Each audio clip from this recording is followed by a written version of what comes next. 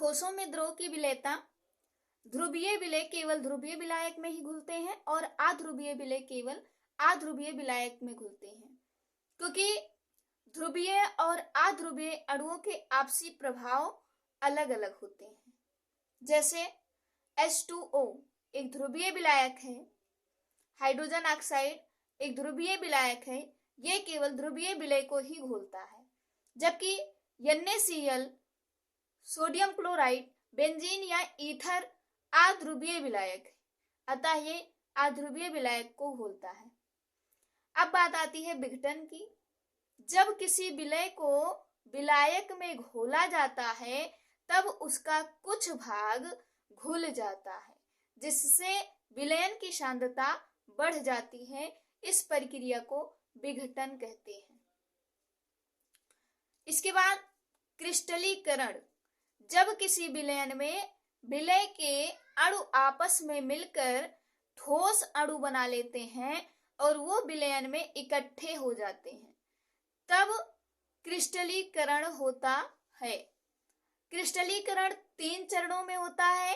पहला संतृप्त विलयन, दूसरा असंतृप्त विलयन और तीसरा अतिसंतृप्त विलयन। संतृप्त का मतलब आपस में मिल घुल जाना।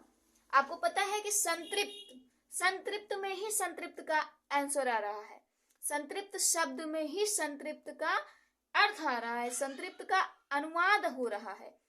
किसी विलयन की वह शाखा, संतृप्त विलयन किसी विलयन की वह अधिकतम मात्रा जो कि एक निश्चित ताप पर 100 ग्राम विलायक में घुल सके, विलेय पदार्थ की विलेयता कहलाती है। जैसे KSP equal to A plus B minus 1, A plus है और B माइनस 1 है। जब पदार्थ की आयनीय सांद्रता का गुणनफल विलेयता गुणनफल के बराबर हो,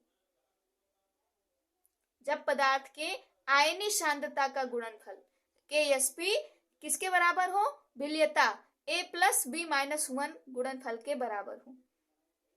अब बात आती है असंतृप्त। जब हम किसी को संतुष्ट नहीं कर पाते तब वो होता है असंतृप्त विलयन। ऐसा विलयन जिसमें उसी पर विलेय पदार्थ की ओर अधिक मात्रा में घोला जा सके असंतृप्त विलयन कहलाता है। ऐसा विलयन जिसमें उसी ताप पर विलेय पदार्थ की ओर अधिक मात्रा में घोला जा सके असंतृप्त विलयन कहलाता है। KSP बड़ा होगा A प्लस B प्लस 1 से, क्योंकि KSP क्या है, विलेयता गुणनफल है।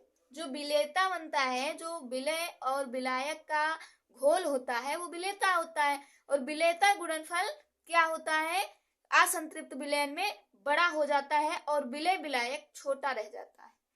इसके बाद अतिसंतृप्त मतलब इतना ज्यादा घुल मिल जाना कि कभी अलग हो ही ना।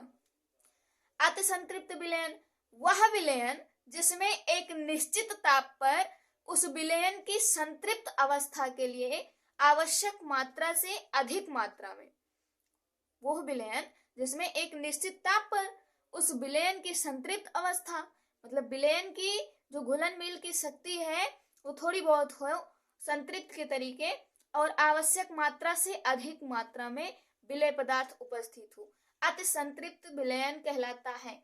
जैसे एक एग्जांपल देते हैं कि आप लोग अपने फ्रेंड से बहुत ज्यादा घुल मिल लेते हैं, उतना अपने भाई बहन से या अपने माता पिता से नहीं घुल मिल सकते हैं, इसीलिए अतिसंतृप्त का उदाहरण एक दोस्त के माध्यम से आप जान सकते हैं। अब आता है विलेयता पर ताप का प्रभाव। विलेयता पर ताप का प्रभाव, जो विलेयता होता है उस पर ताप प्रभाव कैसे कार्य करता है।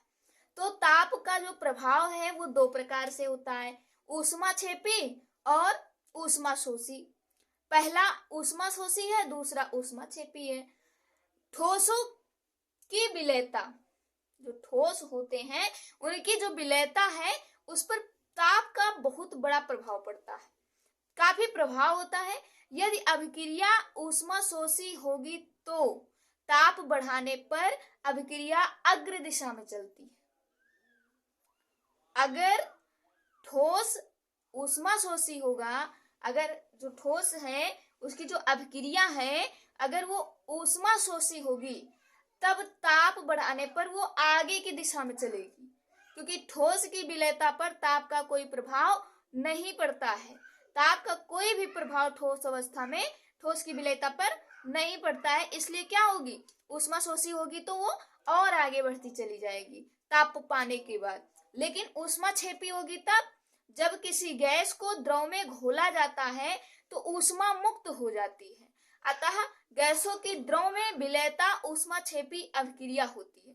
जैसे CO2 carbon dioxide plus H2O hydrogen oxide, जब इसका रिएक्शन कराया गया तो H2CO3 प्लस ऊष्मा निकल रहा है। गैस की द्रव में घुलनशीलता, गैस जो है वो द्रव पदार्थों में कैसे घुलती है, तो यह ताप और दाब दोनों से प्रभावित होती है। दाब बढ़ाने पर गैस की घुलनशीलता कम हो जाती है। आज की क्लास में सिर्फ इतना ही। आगे की क्लास के लिए आप लोग सब्सक्राइब कर दें और पीछे